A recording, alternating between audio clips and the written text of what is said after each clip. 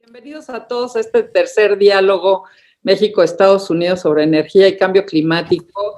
Bueno, tenemos un panel de súper lujo. La verdad es un gusto. Les doy la bienvenida a todos nuestros panelistas. Y hoy pues hablaremos de un tema que es muy importante porque pues no solamente en términos de las oportunidades de reducción de gases de efecto invernadero, estos gases de vida corta, sino porque hay muchos cobeneficios asociados y sí ofrece una oportunidad para desarrollar una agenda de colaboración robusta entre Estados Unidos y México. Sabemos que la cumbre climática del presidente Biden pues arranca en unos días y bueno, esperamos que este diálogo nos pueda ofrecer con estos magníficos expertos moderados por mi gran amigo Adrián Fernández, un gran líder en estos temas de cambio climático y CEO, director ejecutivo de esta organización, Iniciativa Climática de México. Bueno, les doy la bienvenida y muchas gracias nuevamente, no solo a nuestros panelistas, sino por supuesto a todos los que están participando tanto en México, Estados Unidos y sé que en otros países también de América Latina, de Europa, que están muy atentos a esta conversación. Adelante, Adrián, por favor. Muchas gracias, Isabel, por la oportunidad y por la invitación. Es un privilegio estar coordinando este panel con tan distinguidas participantes. Bienvenidas, Rosa, Claudia, Shireen y Xochitl. Muchas gracias por estar con nosotros. Ya has dado la introducción, el contexto del tema, así que simplemente en términos de la logística, les proponemos a nuestras participantes que sean tan amables de tener, va a haber 2 rondas de intervenciones. La primera de ellas, cada uno de ustedes hará, si están de acuerdo, una breve presentación de 5 a 6 minutos, de ser posible, abordando algunos de los ángulos que ustedes han preparado sobre este importante tema de los forzantes climáticos de vida corta. Y al terminar las presentaciones de cada una, ahí pasaríamos a una segunda ronda de intervenciones y sería siguiendo una serie de preguntas que vamos a plantearles también para que puedan ustedes atenderlas. Y por supuesto, en esa segunda ronda, si hay algún elemento de información, algún tema que resulte de haber escuchado las participaciones de las otras panelistas y que ustedes quieran comentar, será el momento de hacerlo.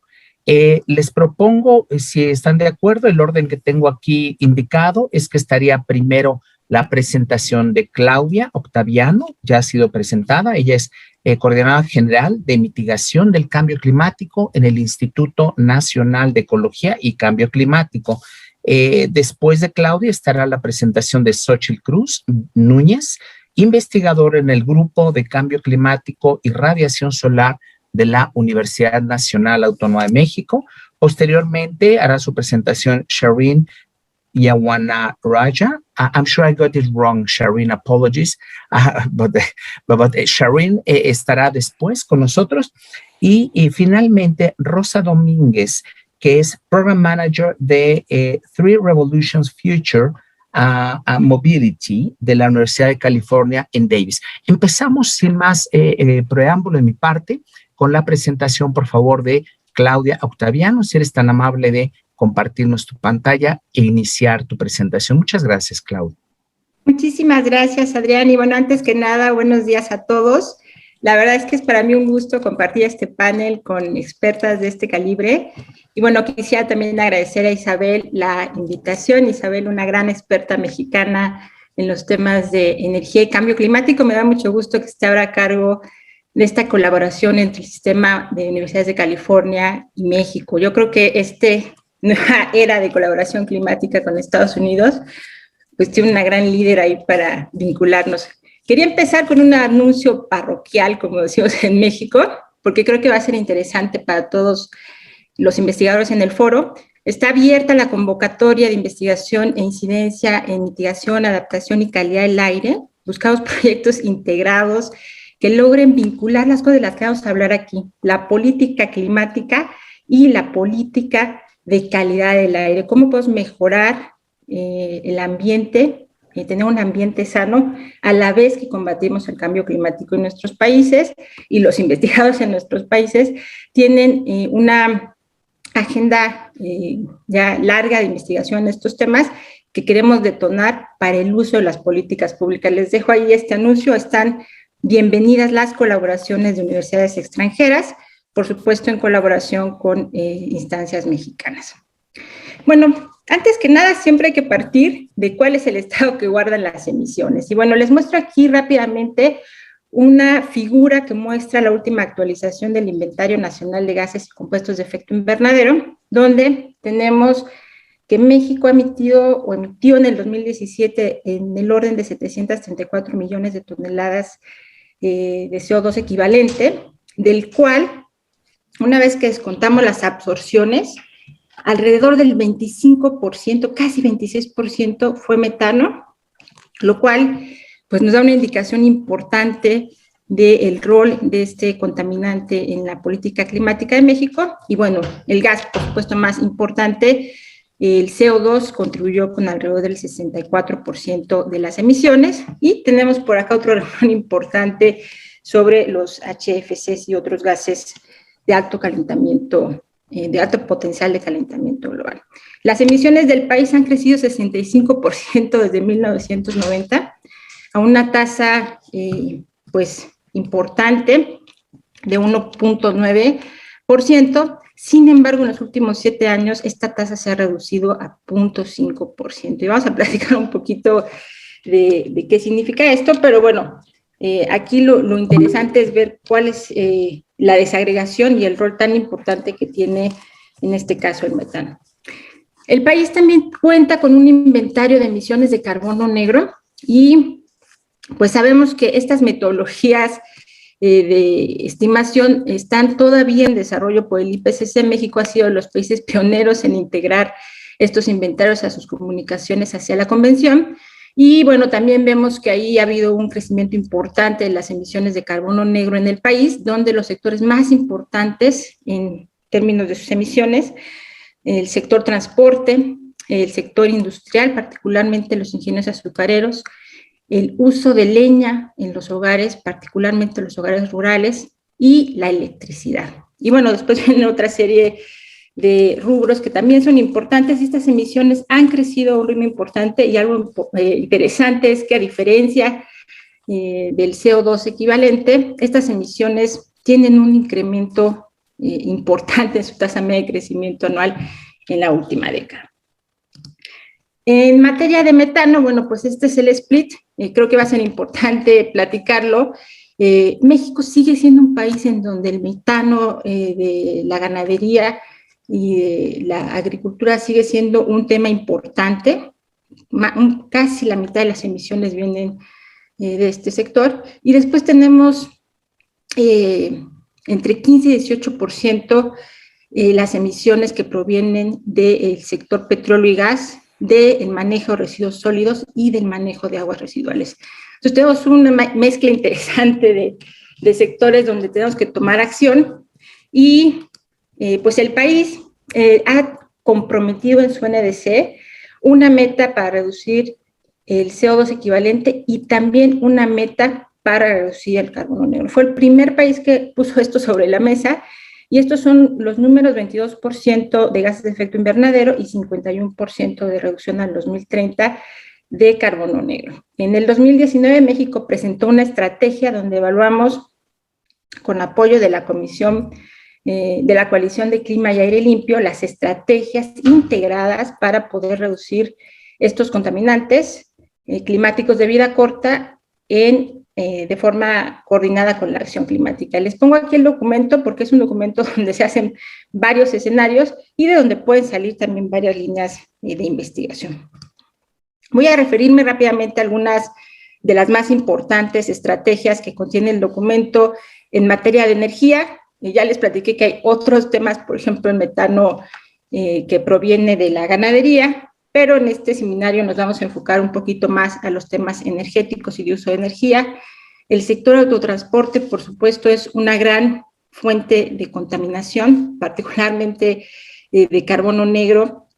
En esta estrategia se evaluaron varias medidas para aumentar la ambición y cómo lograr esa reducción de emisiones a través de cambios modales importantes y de fomentar la electrificación del transporte en México. Tenemos medidas que parecerían triviales, pero que no han podido lograrse en el país, como instalar filtros y precipitados en los ingenios azucareros.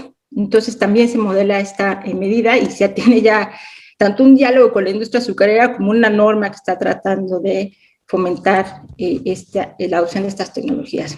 El uso de leña en viviendas rurales es también un pendiente. Hay muchos temas en esta medida, ¿no? Yo creo que hay mucha investigación de evaluar por qué no han sido exitosas las intervenciones en el país respecto al cambio de estufas eficientes y qué otras tecnologías o qué otros acompañamientos a las comunidades rurales se pueden dar para que las familias puedan dejar de ser expuestas al carbono negro y los otros contaminantes que se desprenden del uso de la leña en los hogares. Y finalmente, dos medidas que me gustaría platicar el día de hoy que tienen que ver con la reducción del metano en la industria del petróleo y el gas. Sabemos que hay regulaciones que están en marcha, las disposiciones administrativas de carácter general para la prevención y control del metano en el sector de hidrocarburos que publicó la CEA y que tiene, bueno, pues estipulaciones para todo el ciclo de extracción, transformación y uso de los hidrocarburos y también el tema de los HFCs. Y lo pongo un poquito en la agenda de energía porque, por supuesto, este país está creciendo en el uso de sus aires acondicionados. Lo platicamos la semana pasada con un grupo de investigadores de Lawrence Berkeley National Lab. Y, por supuesto, tenemos pues los compromisos en el marco de la enmienda de Kigali. Entonces, crear sinergias entre estas dos agendas pues va a ser también muy importante a la vez que se puede implementar acciones de eficiencia energética. Pues con esto, Adrián, es un panorama general, tal vez tome un poquito más de tiempo, pero sí quería darles algunas de las medidas principales que está tomando el país en materia de CCPCs. Muchísimas gracias, Claudia, por esa presentación muy clara, muy concisa y de gran utilidad para poner el marco de dónde está México parado precisamente en cuanto a la importancia que tiene nuestro país, los forzantes climáticos de vida corta y las oportunidades, algunas de las oportunidades para continuar haciendo esfuerzos. Sin más, vamos a pedirle a Xochitl Cruz que sea tan amable a hacernos la presentación. Además, muy bien, Claudia, el tiempo, muy dentro de los 10 minutos, les agradecemos mucho. Adelante, Xochitl, un gusto saludarte. Adelante con tu presentación. Hola, Adrián, gracias. También es un gusto y agradezco a Isabela la invitación para participar en este panel. Voy a compartir la pantalla.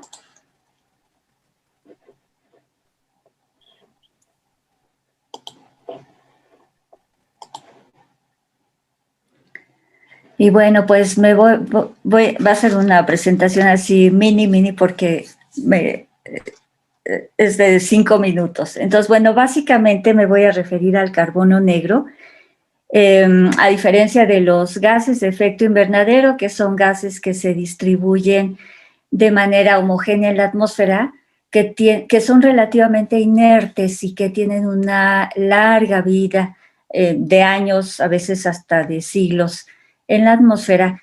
El carbono negro no es un gas, entonces es una partícula y no tiene una composición homogénea, sino que es un complejo de compuestos hechos un aglomerado en partícula que se distribuye por un lado de manera inhomogénea en la atmósfera, dura muy poco, dura unos cuantos días a diferencia de los gases de efecto invernadero normales y se mantiene por periodos de tiempo muy cortos, entonces rápidamente es eliminado de la atmósfera. Estructuralmente, el carbono negro tiene más o menos esta estructura que es un corazón, un núcleo de carbono elemental, el carbono que hay en el lápiz que usamos para escribir, y está rodeado de una nube de compuestos orgánicos que están en fase tanto sólida como líquida como gaseosa, y agua, estas partículas se incorporan luego en las gotas de agua y bueno, acarrean también sulfatos, nitratos y toda clase de cosas que se puedan encontrar en la atmósfera. Este carbono negro se integra en las partículas de agua y puede ser transportado por las partículas y posteriormente pues aterriza en la Tierra como precipitación húmeda o seca. Es el primer contaminante que emitió el hombre por sus actividades inteligentes, por quemar un combustible y generar energía. Entonces, es realmente dramático que en el siglo XXI, ya con tanta tecnología en el mundo, tengamos todavía el problema de la contaminación por carbono negro, el primer contaminante que emitimos. El carbono negro, ¿qué sigue? Es un agente forzante del clima. Lo que quiere decir es que va a alterar el balance energético de la atmósfera, bueno, del sistema climático. Y lo va a hacer de 3 formas diferentes: a través de un forzamiento radiativo directo, de un forzamiento radiativo indirecto y de un forzamiento no radiativo. Esto causa que tenga un impacto en el calentamiento global y en el cambio climático mucho más fuerte y multimodal del impacto que puede tener un gas de efecto invernadero. Impact compared to the greenhouse emission. The direct radiation, it's associated with the global warming. The black carbon, compared to the regular greenhouse emissions, captures the radiation that comes directly into the earth, but also the radiation that comes directly from the sun. So it gives a higher capacity than other agents that warm the atmosphere to warm up, potentially have a higher impact on the earth. The indirect force radiation can see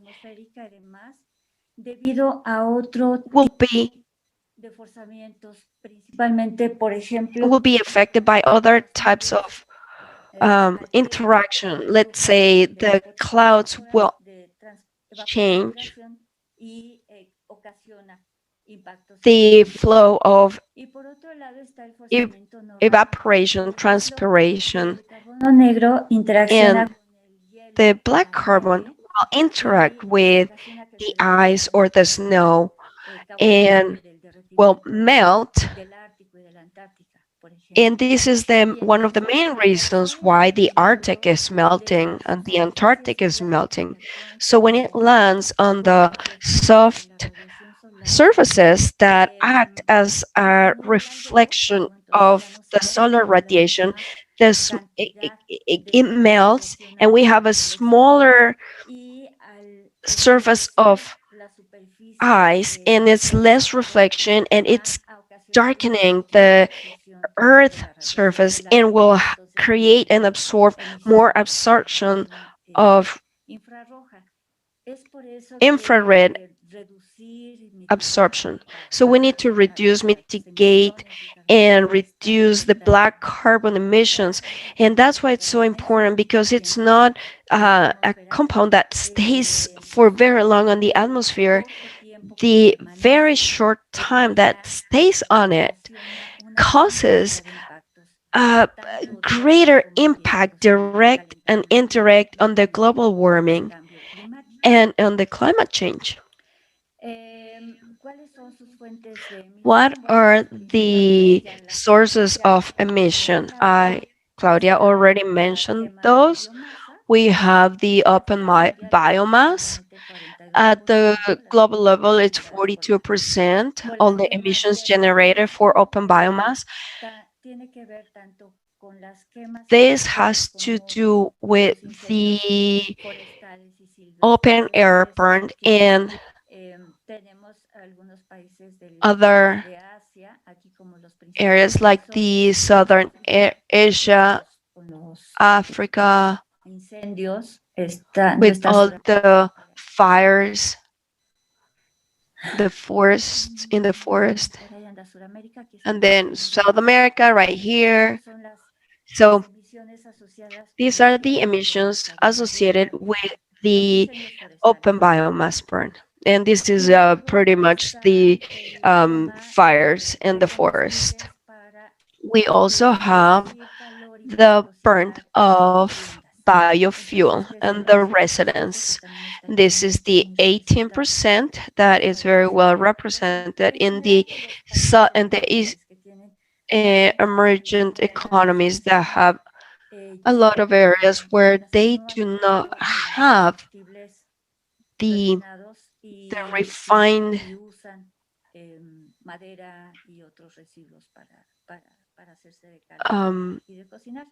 materials, and they do not have access to gas, and they have to use wood and other things. And on the other hand, we have transport and industry where we use fossil and carbon, and this of course generates a lot of black carbon. So we have some responsibles here for developed countries and the third world countries and developing countries. And this black carbon, everybody is involved somehow, and it is very important to work to reduce these emissions. Yeah, we're running out of time. Yeah, I'm done. Yeah, with that, I'm done with my first participation. Thank you very much for your presentation.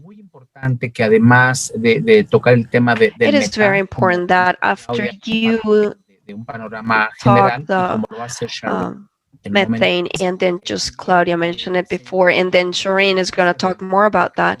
It's very important that the impact of the black carbon and the atmosphere. Shireen, can we go ahead with your presentation? Okay, well, thank you very much, Adrian. It's nice to see you again after such a long time. My name is Shireen Yawanaraja. I work for the Environmental Defense Fund. We are an international non-profit organization. We've been around since 1967 with offices in the US and globally. Our bedrock, everything that we do, is rigorous science, and we have scientists and policy specialists that bring diverse perspectives and skills to get people to act on scientific data. We work with partners around the world, and we support the well-being of local communities. What we are driving to do with the science is to put people at the heart of everything that we do.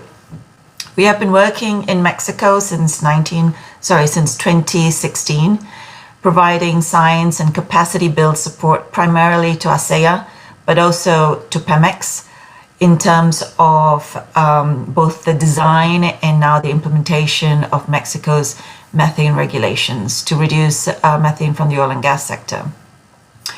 We also work to raise awareness of methane, to stimulate public dialogue on methane by highlighting its community health issues, its economic aspects, job aspects, in addition to the science of methane. As of last year, 2020, we have also started a subnational engagement to build local support, because Mexico, like the US, it has this coalition of subnational actors that are focused on climate and who, once they're armed with the right information, can help raise awareness of methane and build local support to ensure that, at least in the perspective of Mexico's oil and gas methane regulations, that the country stays the course in terms of implementation. And finally, and no less important, of course, is that we have since 2018 carried out airborne methane measurement campaigns in Mexico.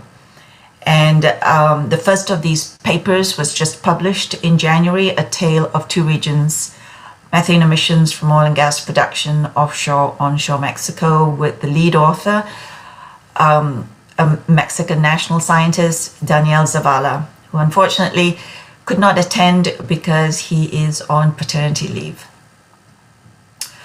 So I will do my best to provide an overview of the results from this study. We quantified methane emissions from Hemos cuantificado las emisiones de metano de México principalmente en las zonas petroleras costeras y no costeras. Tenemos una publicación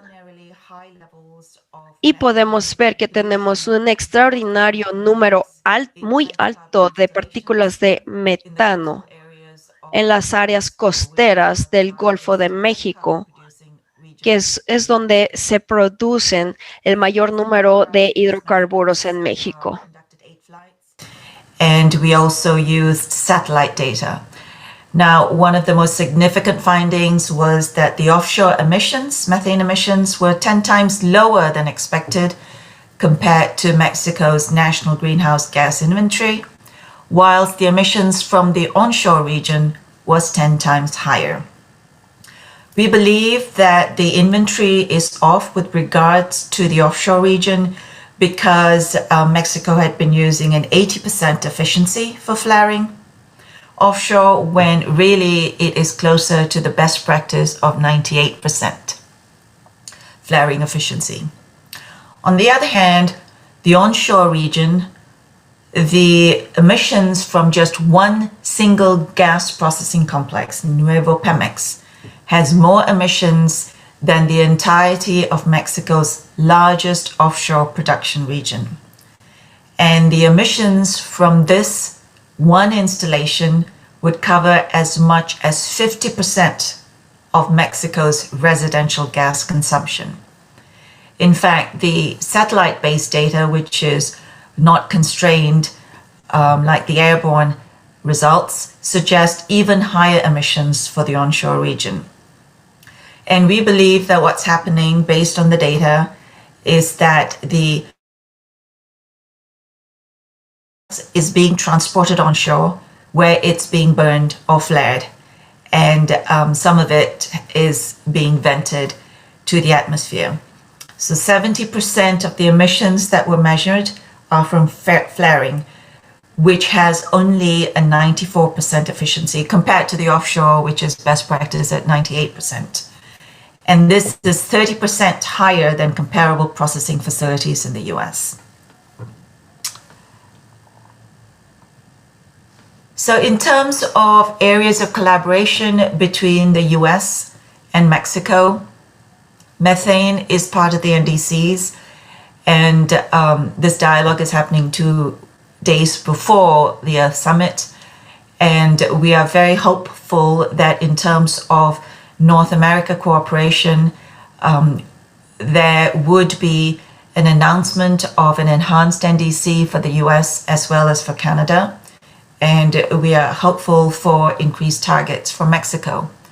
There is also an agreement from 2016 between the 3 countries of Canada, Mexico, and Canada to reduce 40 to 45% of oil and gas emissions by 2025 in order to limit global warming temperature below 1.5 degrees. And all of this is really dependent on robust implementation of Mexico's methane regulation. So this is one key area of cooperation. The other is, again, ongoing from 2016, is capacity build. Now, I've just spoken briefly about the support that EDF has provided, as well as other NGOs such as Clean Air Task Force, with the help of, at least in the past, the US EPA and the UN, is to raise awareness with technical and scientific information through UNEP funded, this is the UN's environmental program, funded training on methane emissions, as well as dissemination of Mexican methane emissions data that has been collected by EDF. Now, with the Biden administration, there is, we believe, enormous opportunity for the US to rebuild its climate alliance with Mexico, specifically through energy modernization and efficiency projects, which are part of SENER's strategic energy program itself, and in particular to reduce flaring and domestic gas wastage. This should be underpinned by the existing methane regulations, and it will serve to reduce imports, gas imports from the US, from Texas in particular, and increase domestic prosperity, which if Pemex and SENER were to embark upon these efficiency and modernization projects, we believe that this will also open up opportunities for green financing. Certainly there are possibilities for new funding from the Biden administration, from the EPA, possibly from the Department of Energy. So joint studies, perhaps in the area of orphan wells or abandoned wells, like is being conducted in Canada at the moment, and with bills that are advancing in the US to do the same. So abandoned wells are a huge source of methane emissions, but it is an area that has been overlooked up till recently. And finally, 60% of the gas that's being imported into Mexico comes from Texas. And Mexico can certainly require methane emission standards from producers in the Permian Basin. The Permian Basin is one of the largest emitters of methane in the US. And if Mexico, as a buyer of this gas, were to demand cleaner gas, then the producers in the Permian Basin will have to comply, or else would have to look for other buyers. And that's not so easy in this climate where consumers are increasingly looking for cleaner energy, and when there is a oversupply of fossil fuels. These two maps here show that we have been, in terms of science and capacity build, targeting the fossil fuel regions of Mexico. So the emission study area that I talked about earlier focused on the coastal regions of Mexico, which are the largest hydrocarbon producing regions. And in terms of the methane training that we conducted last year and this year, we have targeted the states of Coahuila, Tamaulipas, and Veracruz. And that is it for me. Thank you. Muchas gracias, Shireen. Has tocado temas muy relevantes en los que vamos a profundizar en la sesión de preguntas y respuestas. Muchísimas gracias. Tanto temas técnicos de estos hallazgos recientes de monitoreo con nuevas técnicas de las emisiones de metano mayores a las que se habían anticipado, pero también ya empiezas a señalar oportunidades que puede haber en un futuro cercano de cooperación con los Estados Unidos, tanto cooperación técnica como de posiblemente apoyos de tipo económico. Pasemos a la cuarta presentación. Estamos muy agradecidos con Rosa Domínguez por estar con nosotros y le invitamos a que nos haga su presentación. Rosa, el piso es tuyo. Adelante, por favor.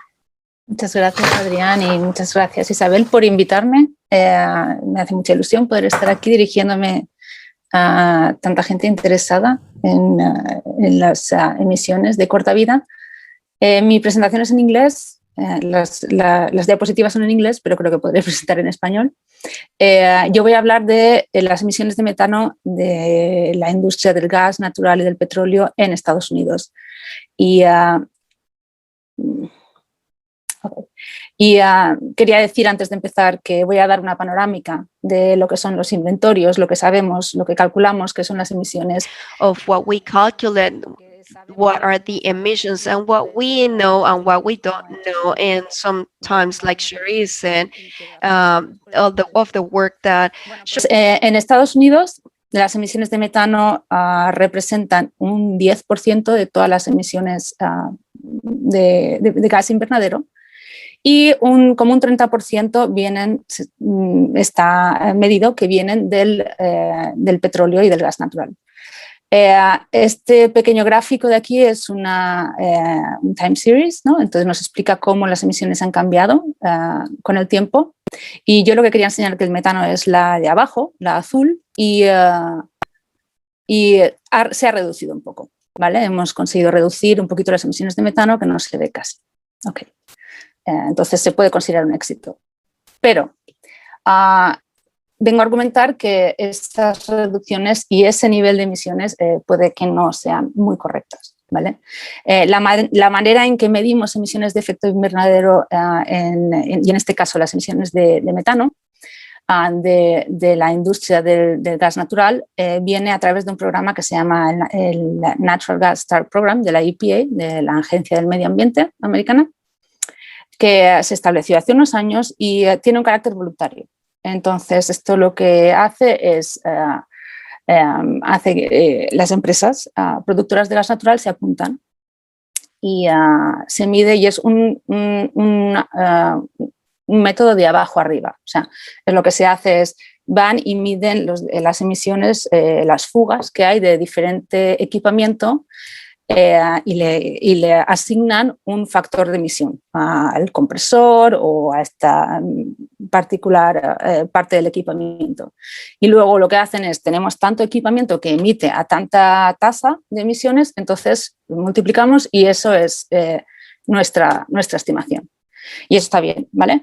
Pero ¿qué pasa? Que lo bueno que tiene eso es que nos ayuda a identificar las emisiones que vienen de diferentes procesos, ¿vale? Entonces vemos que la mayoría de las emisiones vienen de la producción, pero luego está también la distribución, la transmisión, el procesamiento, etcétera, ¿vale? Y por ejemplo aquí vemos que durante la producción gran parte de las emisiones vienen del venteo y de la quema del metano, ¿vale? Entonces, este sistema está muy bien porque nos ayuda a identificar dónde hay las mayores fugas y pues, buscar lo que nos va a dar un mayor rendimiento, es centrarnos en esas y también nos ayuda a contabilizar.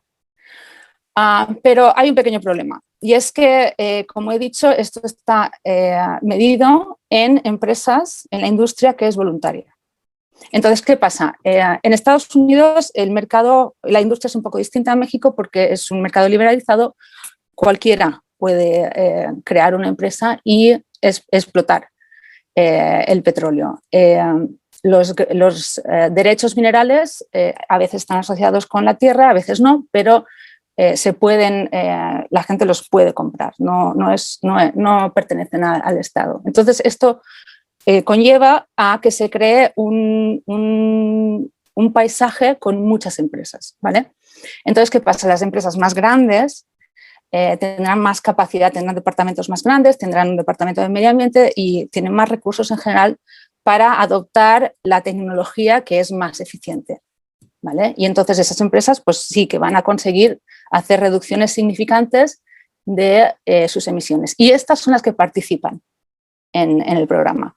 Entonces, ¿qué pasa? Que hay un montón de empresas pequeñitas que no participan y algunos estudios están demostrando que estos son un grupo pequeño de empresas que constituye la mayoría de las emisiones. Entonces, esto implica que las emisiones en el inventario no están reflejando las emisiones reales, ¿vale?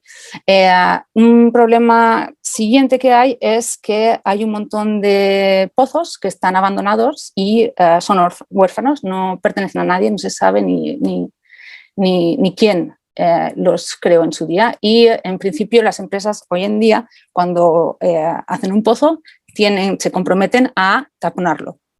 Pero claro, eso no pasa siempre bien Y esta legislación empezó hace unos años, hace ciertos años, y entonces todos los pozos que se hicieron antes de esa legislación, pues no les aplica, ¿vale? Además, la legislación también aplica a veces depende del volumen. Entonces, un productor que produce poco, a lo mejor no tiene por qué hacer eso, ¿vale? Entonces, esto ha producido un paisaje minado de pozos que no son de nadie. Entonces ahí es el Estado el que tiene que reconocerlos y muchas veces no los tenemos ni registrados. Entonces se supone que hay 3 millones de pozos abandonados en Estados Unidos y emiten 18 millones de equivalentes de barriles de petróleo, que es mucho. Okay. Perdón, 16.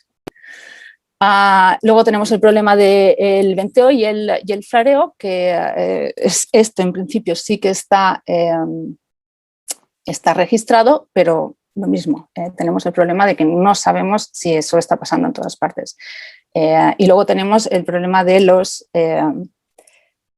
fugas accidentales, como pasó recientemente en Los Ángeles, que tuvimos una fuga durante varios días de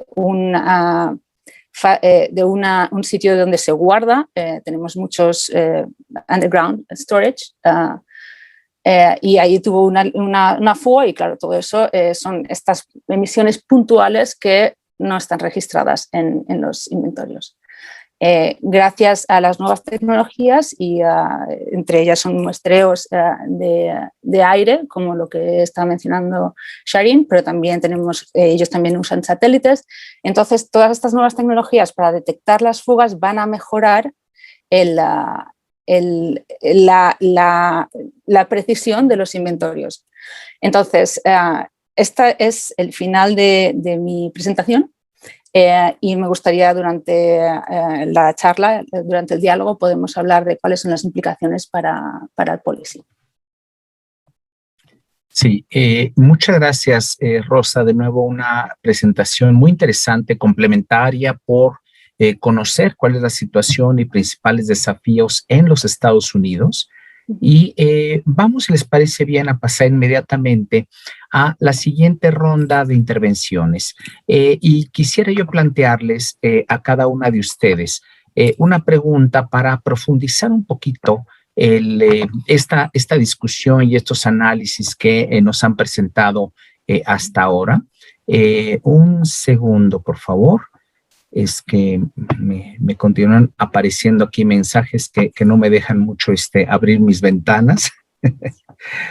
Un momento, por favor. Ahora sí, ya aquí. Vamos a empezar con, si les parece, el mismo orden en que estuvieron haciendo sus presentaciones. Claudia, yo te preguntaría, son muchos los temas interesantísimos, nos compartiste la actualización del inventario, ¿verdad?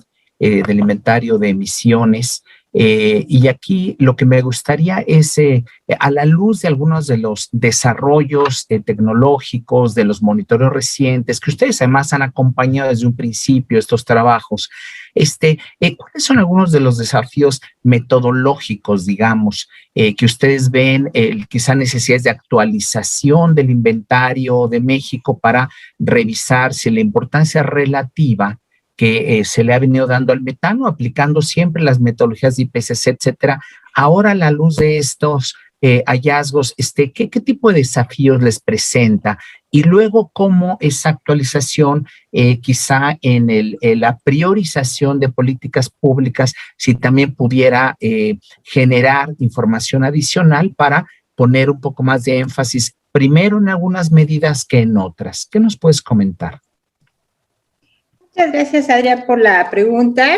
Y bueno, a los investigadores que están trabajando este tema, porque cada vez que sale una nueva investigación, para los que nos dedicamos a estos temas, pues es oro molido, ¿no? O sea, tratamos de revisar toda la literatura y ver qué está diciendo el avance de la ciencia para mejorar estos instrumentos que son el punto de partida, como decía Adrián, de la priorización de las medidas de mitigación y de los esfuerzos gubernamentales para la mitigación, tanto de los gases de efecto invernadero como de los contaminantes climáticos de vida corta.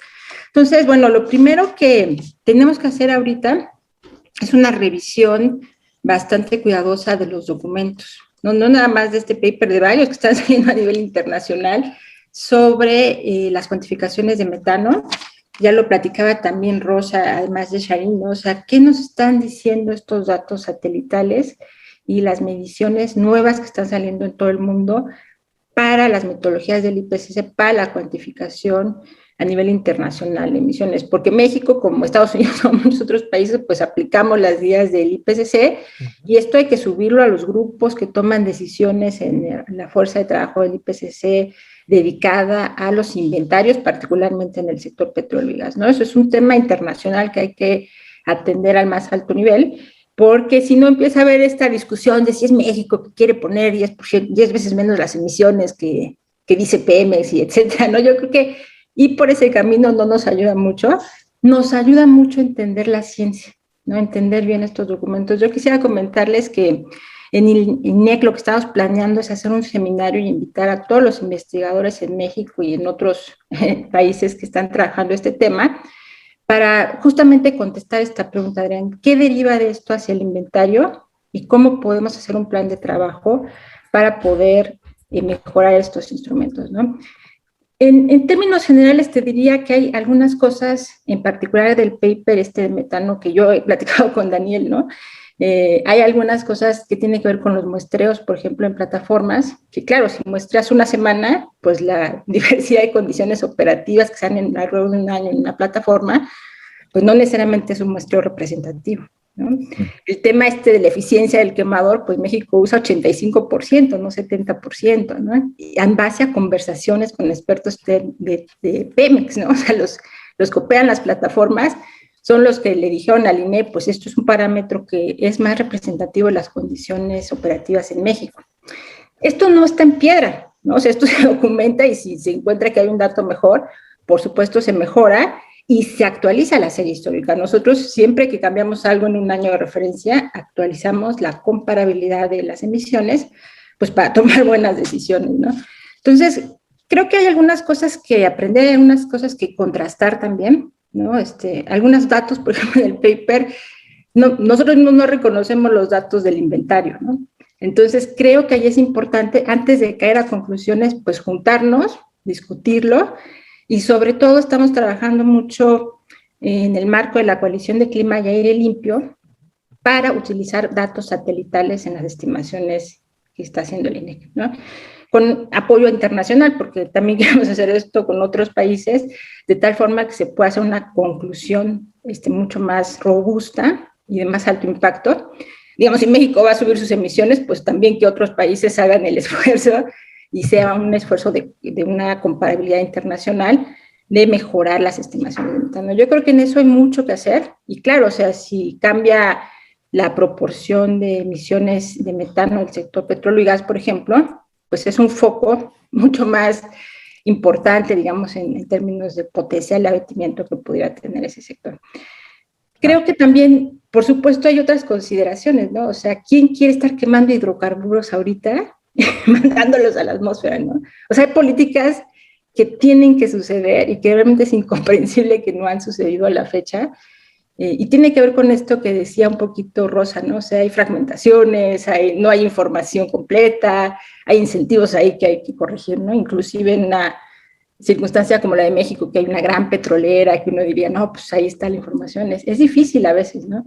Entonces creo que ahí fortalecer las regulaciones también nos va a dar un pool a que la información de los inventarios sea mejor. Justamente las DACs están en eso ahorita, ¿no? Que la información y la verificación de la información sea la apropiada para México. Y ese es, digamos, el punto de colaboración central. ¿Cómo creamos un sistema de verificación en México que sea robusto? Y esto va a ser un círculo de mejora al inventario, pero más importante aún a las políticas de reducción de emisiones. Muchas gracias, Claudia. Y como bien señalas, no es un problema ni desafíos metodológicos solo de México. Todos lo tienen que enfrentar.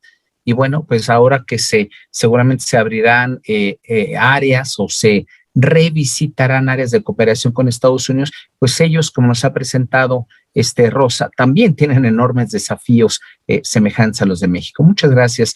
Xóchitl, quisiera preguntarte, tocaste otro, yo diría el otro de los grandes forzantes climáticos de vida corta, el carbón negro, que como nos comentaba Claudia hace un rato, México, yo diría atinadamente puso como parte de sus esfuerzos que va a reducir el carbono negro. Ya nos mostraste un poquito cuál es la dinámica de ese contaminante.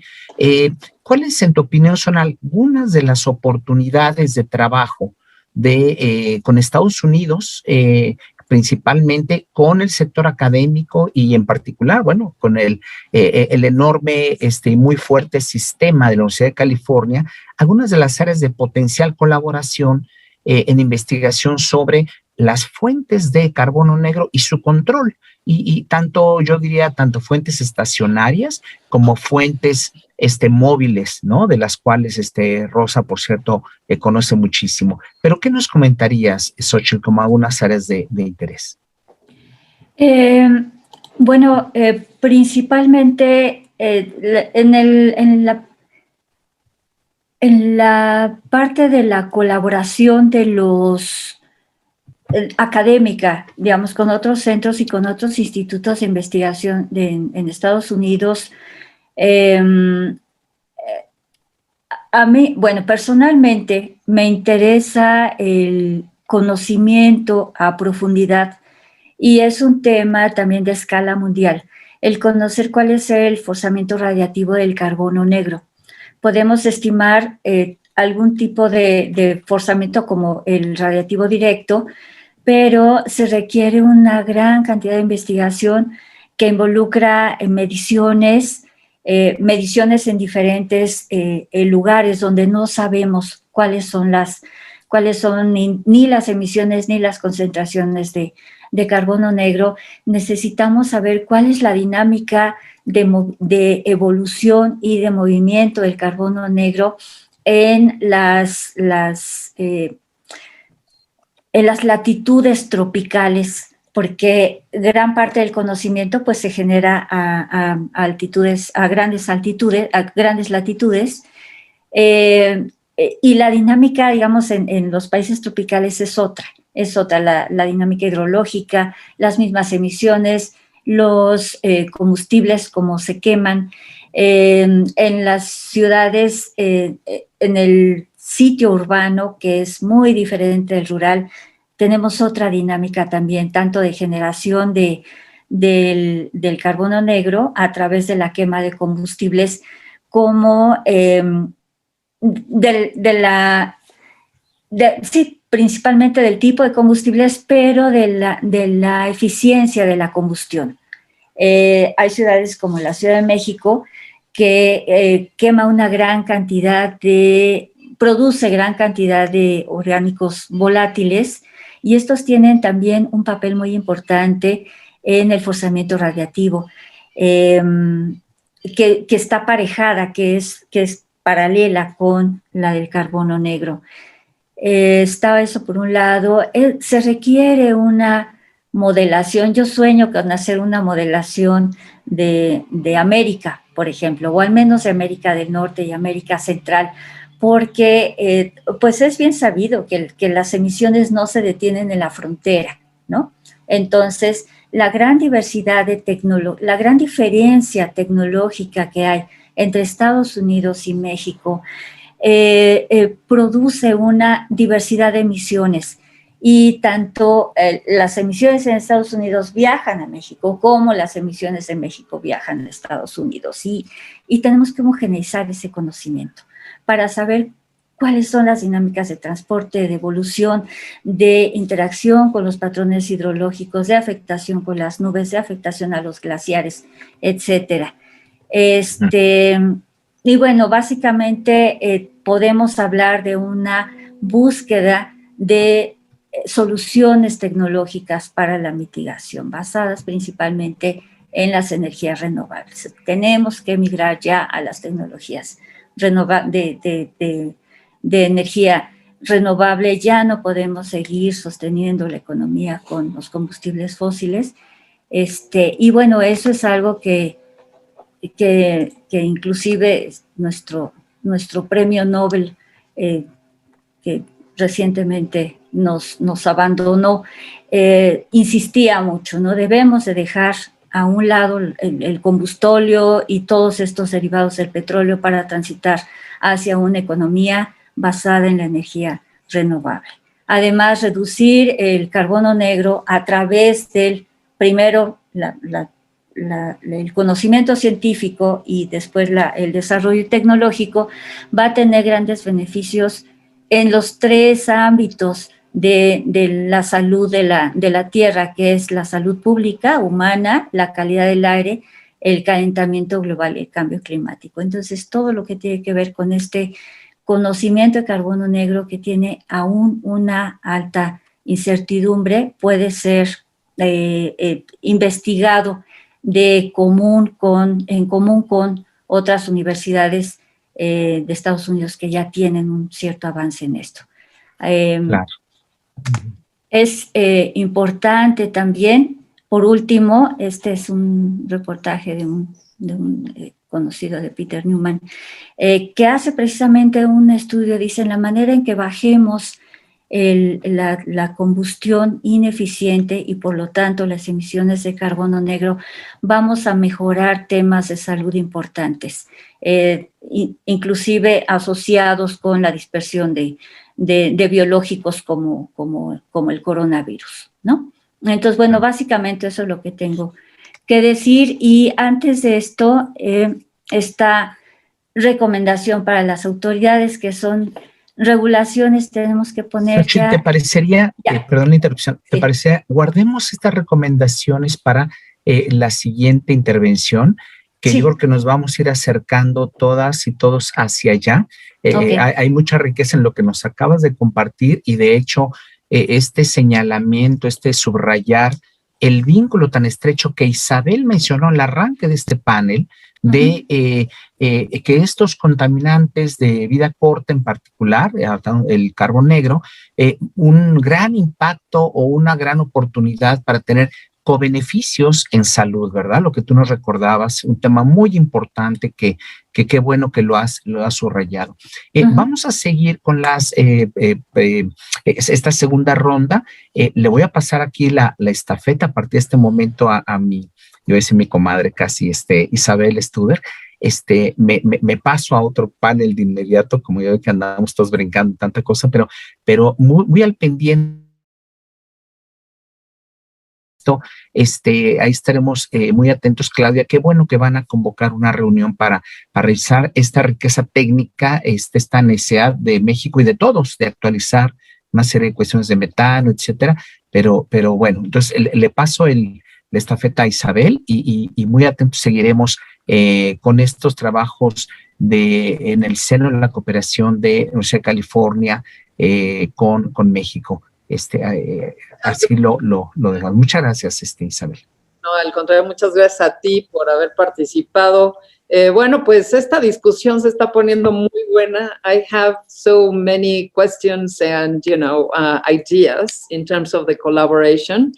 Shireen, I would like to maybe ask you to deepen a little bit about, this potential for collaboration, but especially, what is your sense in terms of, the challenges that today exist for the implementation of existing regulations in the 3 countries? We know that we're coming out of an era, of a Trump era, where there was, this backlash in terms of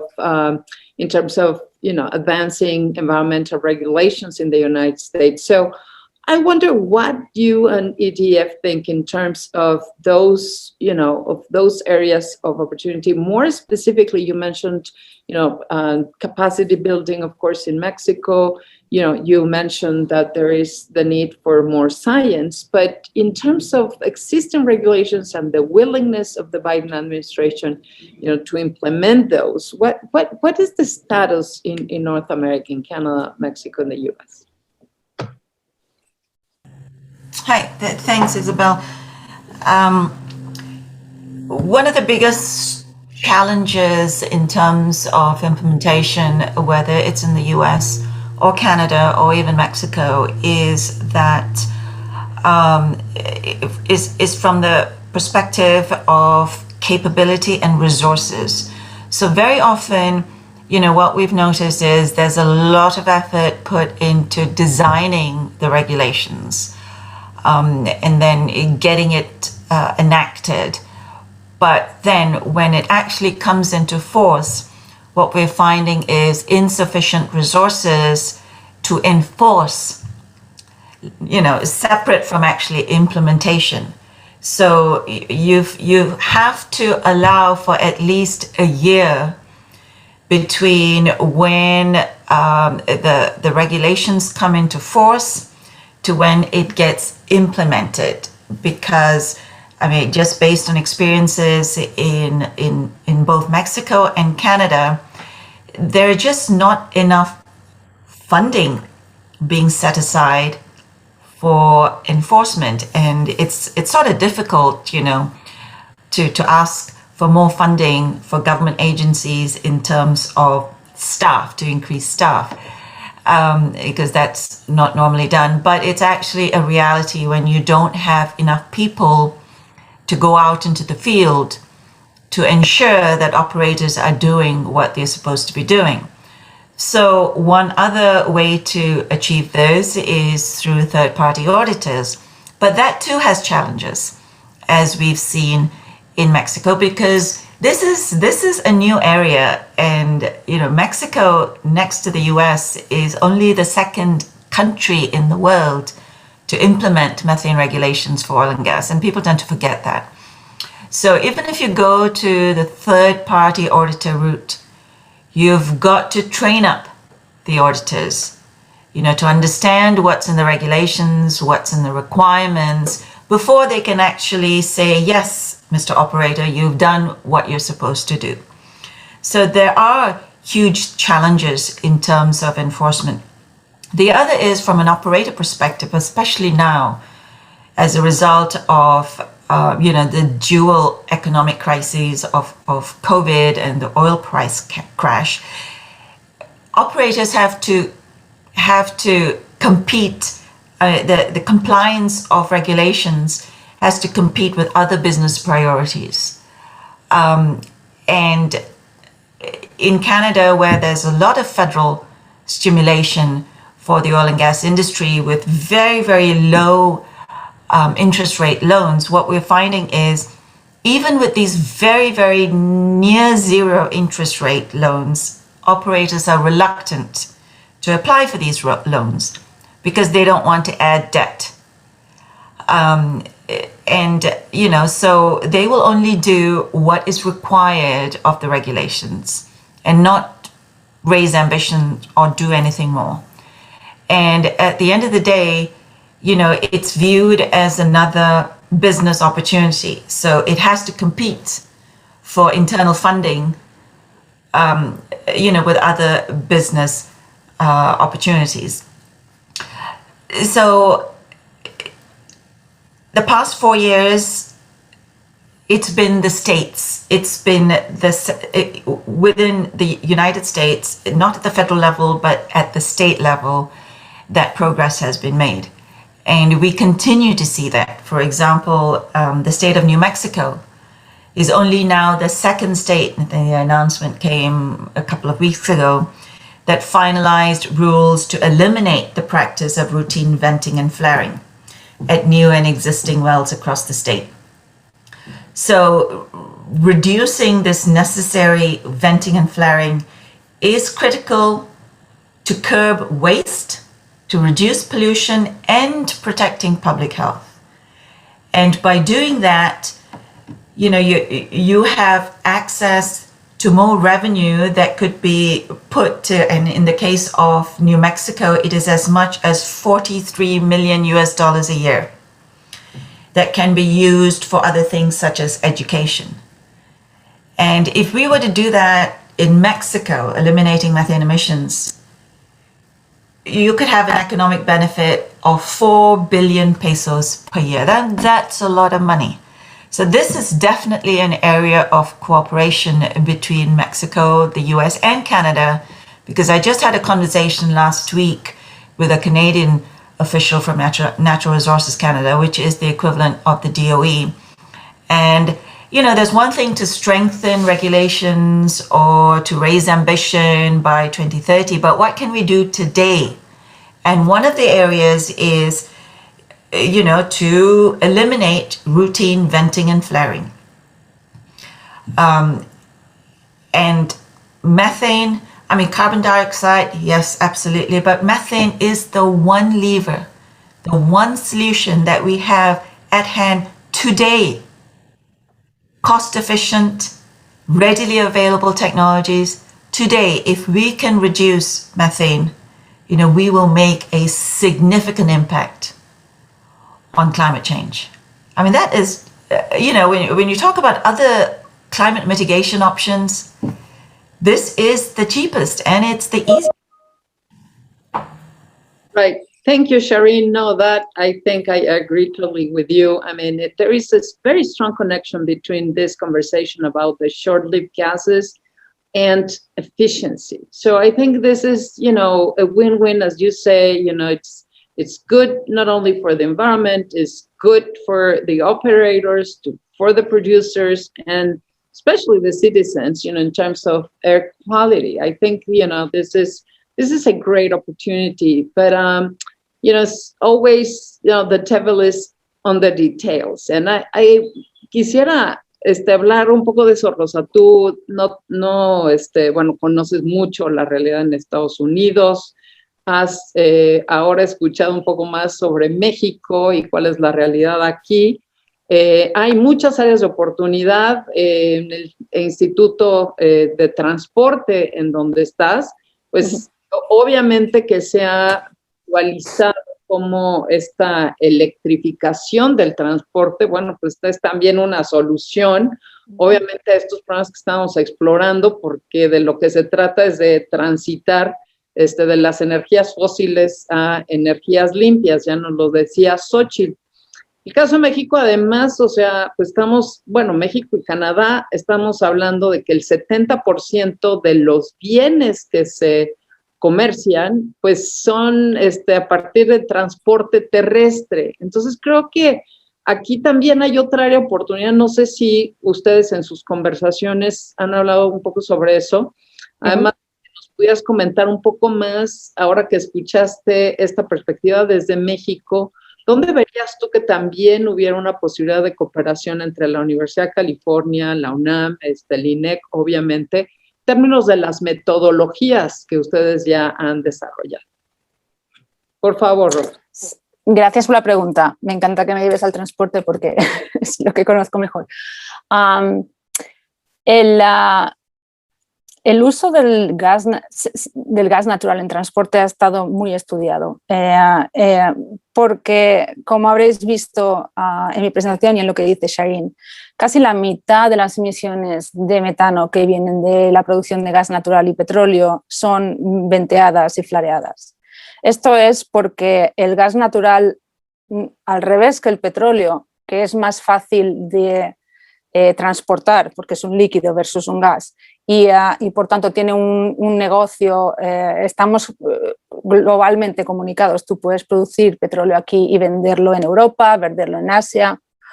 Con el gas natural eso no pasa porque hay que licuefarlo y ponerlo en un barco especial y eso cuesta mucho dinero, entonces eso levanta tanto el precio que entonces ya nadie te lo compra. Entonces algunos estudios de gas natural licuefado, exportarlo, muestran que sobre todo están teniendo sentido económicamente mandarlo a Japón, pero ya prácticamente en ningún otro sitio. Entonces el mercado el mercado del gas natural es muy regional, ¿vale? Y además tenemos el containment problem de que es un gas y que no lo puedes tener ahí. Normalmente tenemos que tener tuberías, ¿no? Y tenemos que tener storage bajo tierra, ¿vale? Que suelen ser pues, pozos que ya no se usan, cavernas, etcétera. Es un sistema geológico, no es algo que tú haces. Entonces, lo que está pasando es que, obviamente, el precio del gas natural está deprimido desde hace muchos años. O sea, estuvo a $14 por million BTU y ahora estamos 3, 4, no pasa de ahí. ¿vale? Y es porque hay demasiado gas natural y no tenemos usos para ello, ¿vale? Entonces, eso hace que muchos pozos de gas natural se cierren, no los produzcan bien. Eso tiene el problema de que si te vas, la compañía se va a la quiebra, entonces es un pozo abandonado más, que el gobierno tiene que cuidarse. Pero lo que pasa es que por muy deprimido que esté el precio del gas natural, siempre va a producirse gas natural porque hay gas natural asociado a la producción del petróleo, ¿vale? Entonces tú tienes pozos de petróleo que estás produciendo porque te interesa el petróleo y tienes gas natural asociado, pero tú no tienes una tubería que lo va a llevar a un mercado que te lo va a comprar.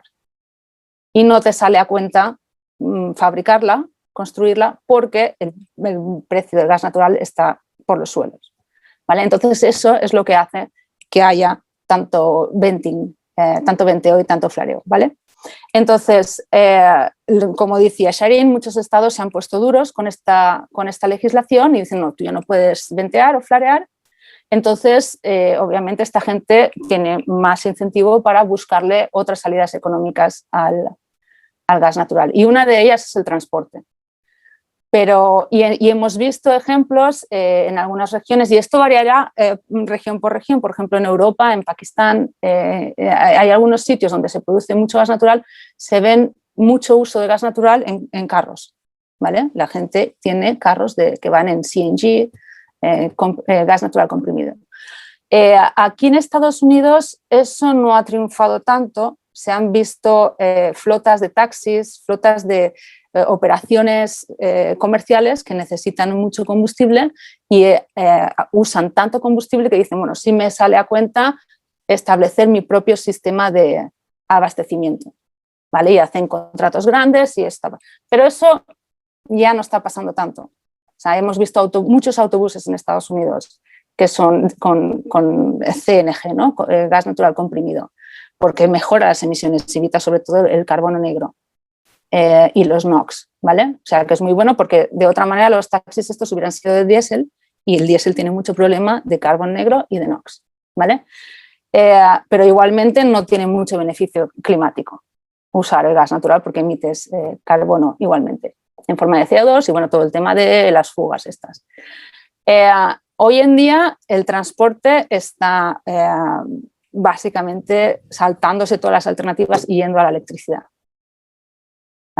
Entonces, todo ese uso directo del transporte va a estar muy limitado en ciertos nichos. Por ejemplo, en operaciones de gas y de petróleo, la flota de camiones y de tractores y de toda la maquinaria que usan puede ir en gas natural, pero no va a salir de ahí, van a ser operaciones nicho. Se puede decir que el gas natural, y se ha dicho mucho tiempo, ¿no?, que el gas natural va a ayudar con la transición a las renovables, de la electricidad a las renovables. Pues sí, pero eso parece que va a ser muy a medio plazo, parece que a largo plazo nos podemos saltar el gas natural directamente. El gas natural se puede usar para reformarlo en hidrógeno, que es un combustible limpio. Por lo menos a nivel de cuando lo usas en el carro, pues ya no hay emisiones de ahí, entonces las ciudades van a estar más limpias, pero eso no te quita las emisiones upstream, ¿verdad? Entonces esto es todo un debate que sigue habiendo, pero es que el caso del gas natural es muy complicado porque todo depende de esta situación económica tan volátil y los mercados regionales que no pasan tanto con el petróleo, por ejemplo. Muchísimas gracias, Rosa. No, pues sí, como dices, o sea, necesitamos muchos más seminarios. Ya ves, Claudia, ya tienes más temas para esta reunión que vas a realizar. Miren, tenemos aquí una pregunta, pero también estoy consciente del tiempo, entonces quizá te la hago, Claudia, pero quizá nos pudiéramos ya pasar a una última ronda en donde ustedes nos pudieran dar recomendaciones de, bueno, pues si estuvieran en esta cumbre climática con Biden y el presidente López Obrador, o sea, ¿qué recomendaciones hay en términos de la colaboración en distintos niveles, ¿no? Aquí se ha hablado regulaciones, se han hablado metodologías, se ha hablado ciencia, capacitación, en fin, digo, ya están ahí algunas ideas, pero bueno, pues así rápidamente les voy a pasar la palabra, pero sí quisiera hacerte esta pregunta en específico, Claudia, que nos hace Ernesto Guerrero, y nos dice, actualmente entre Estados Unidos y México, ¿qué estrategias o iniciativas de colaboración se tienen para compartir tecnología o información para medir las emisiones de metano o carbono negro a nivel doméstico, industrial o regional? Bueno, ahí te la dejo, Claudia, y te paso la palabra.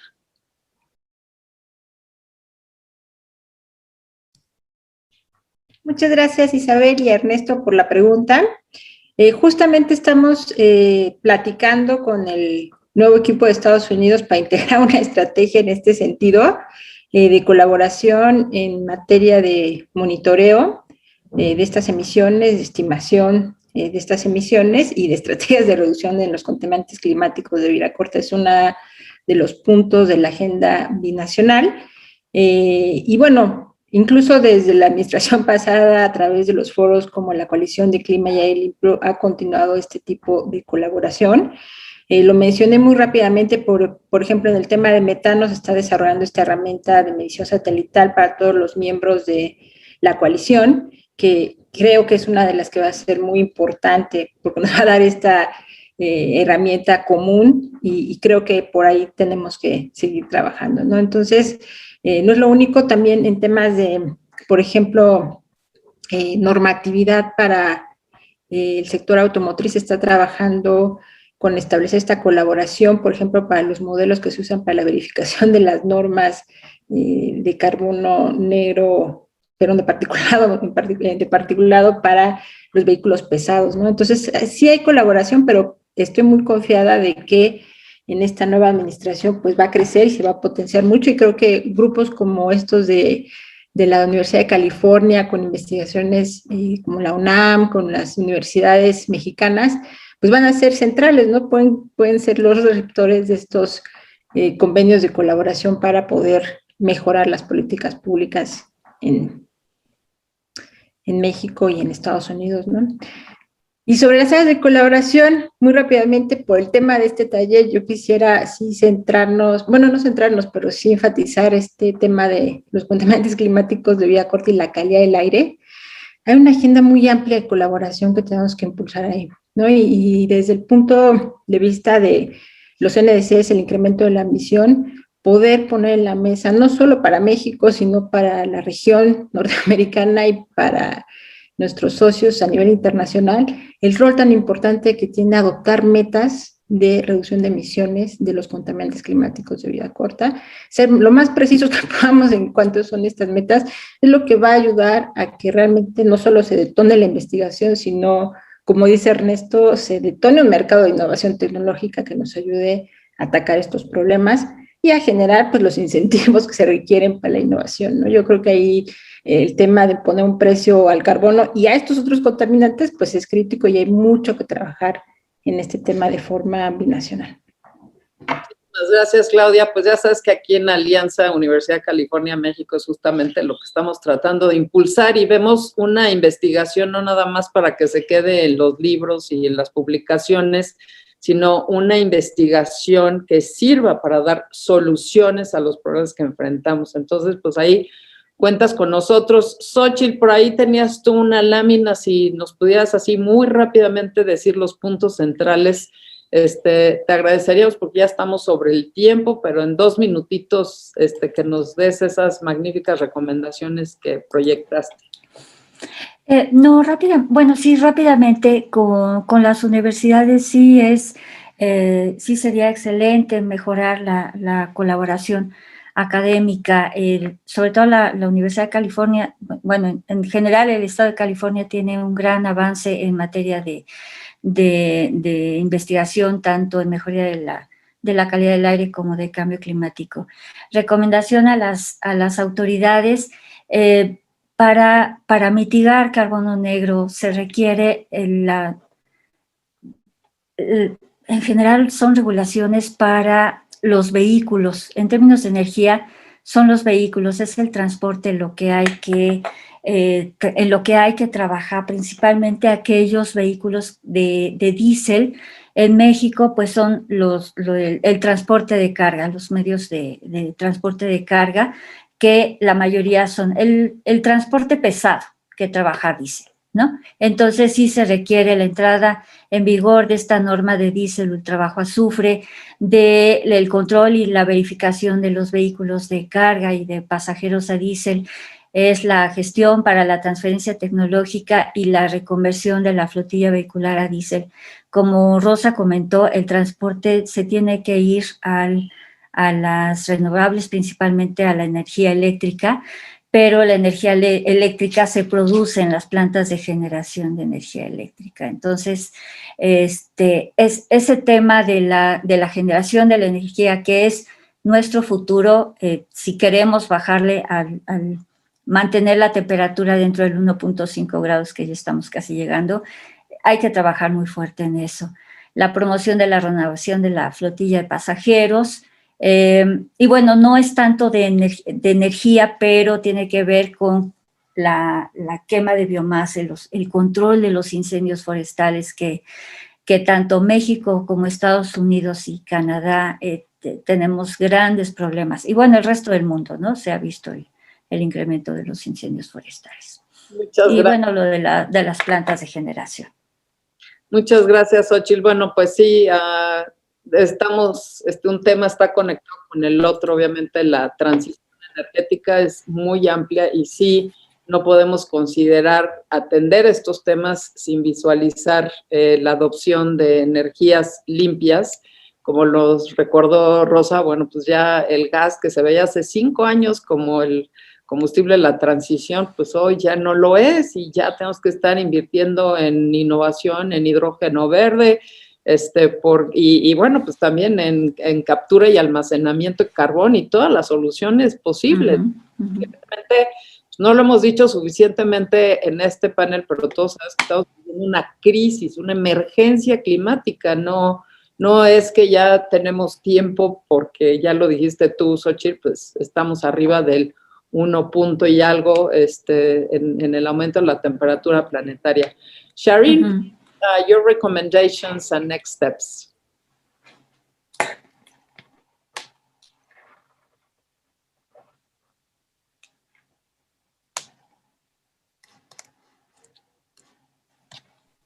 Shireen?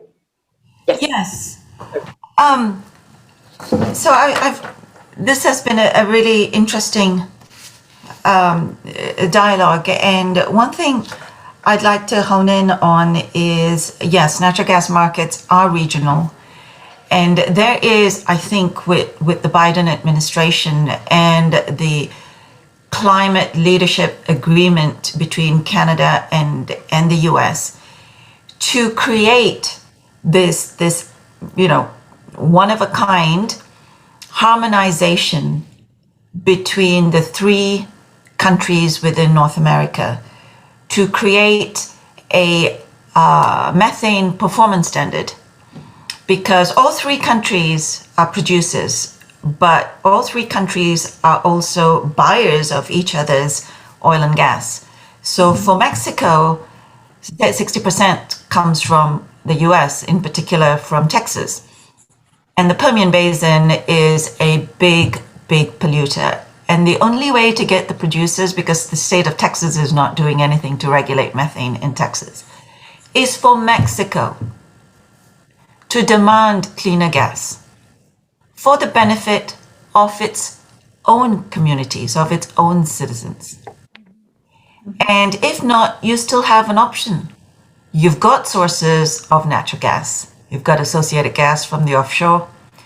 And with the right investment in technologies, reduce flaring and source that for domestic use. Or, from an energy efficiency project perspective, there is potential for green financing and cooperation from the US. So this is something I genuinely believe the Biden administration will welcome,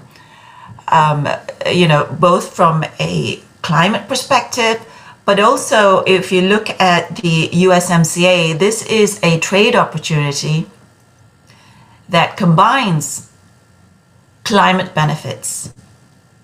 And I think it would be fantastic for this region, for Mexico, to lead the world in doing something like this. Thank you. I really like that. This is amazing. I mean, these are the kind of things that, you know, I mean, conversations that come up with ideas like this. And I think it's, you know, win-win for Mexico, but also for the United States, because the United States is trying to increase the ambition of emerging economies, especially. And here there is a great opportunity, you know, to actually say Mexico can become energy secure and also, you know, become greener in terms of energy production, in particularly gas. And I think that, you know, this there is an opportunity to become more efficient, and therefore, you know, there is a market incentive to do so. So I know Claudia is, you know, taking notes, but I think this is a great conversation that we can continue. Rosa, te dejamos la última palabra para cerrar este magnífico diálogo. Muchas gracias a todas. Realmente es como para que podamos tener muchas otras conversaciones alrededor de estos. Por favor. Bueno, primero, muchas gracias por la invitación. Me ha encantado estar aquí compartiendo y conociendo a todo el mundo. Supongo que así recomendaciones final. Primero, en metodología, mucha colaboración con los centros, con las universidades, con EDF, con la gente que se dedica a medir las emisiones para entender la diferencia entre los top-down versus bottom-up y la diferencia que puede haber en la precisión de las emisiones. Desde el punto de vista comercial, Shireen tiene toda la razón, o sea, México como consumidor del gas tiene que poder exigir. Y finalmente, ahora vamos a ver un cambio muy grande, colaborar no solo con el gobierno federal, pero sí con ciertos estados que son más, pues California es pionero en regulaciones ambientales, trabajar con el estado de California, trabajar con New Mexico, con los estados que tienen buenas regulaciones para el oil and gas. Y finalmente, tener en cuenta que lo que está proponiendo Biden, él está proponiendo mejorar la crisis climática desde muchos puntos de vista. Uno de ellos es el plan de infraestructuras. Y el ángulo es que está creando muchos puestos de trabajo. Entonces, entender que esto es una oportunidad para crear puestos de trabajo también. O sea, mejorar el medio ambiente no es solo algo que necesitamos hacer y que vamos a beneficiarnos a la larga, es algo que puede crear un beneficio ahora mismo. Muchísimas gracias, Rosa. Pues con eso, agradecerles a todas nuestras panelistas por esta extraordinaria conversación, este diálogo que realmente ha sido todo un éxito, o sea, que ha provocado muchas ideas. Gracias por compartir toda la información. Las bases científicas son importantísimas. Como ya mencioné antes, pues tenemos un compromiso en la Universidad de California en promover justamente este tipo de conversaciones. Blanca Fernández dice, felicidades a los ponentes, muy interesante el foro, se agradecen sus esfuerzos por fortalecer vínculos con las universidades, empresas y gobierno para que sigan ampliando los estudios que nos permitan entender las dinámicas sobre las emisiones de gas de efecto invernadero. Muchísimas gracias a todos. Tenemos este webinar en YouTube de Alianza UCMX, entonces se los estaremos compartiendo a todos. Y nuevamente, muchísimas gracias, Rosa, Shireen, Xochitl, Claudia, Mariana también por la interpretación simultánea y, por supuesto, al equipo de Alianza, Alexis Becerra y Luisa Levario, que sin su apoyo esto no sería posible. Estaremos muy pronto anunciando cuál será el próximo diálogo, pero estaremos atentos también a los resultados de la cumbre climática en Estados Unidos, en donde, bueno, pues habrá la participación de 40 jefes de estados y, bueno, pues ha generado mucha expectativa porque, bueno, con el liderazgo de Estados Unidos, pues creo que sí podemos cambiar las cosas. Aquí se ve que hay oportunidades, mucho trabajo por hacer, pero, bueno, pues la crisis climática no nos deja opción. Desde la sociedad tenemos que hacer estas aportaciones tan significativas para apoyar a los gobiernos en pues las decisiones que tienen que tomar y en el liderazgo que tienen. Muchas gracias a todos y bueno, pues feliz día. Gracias.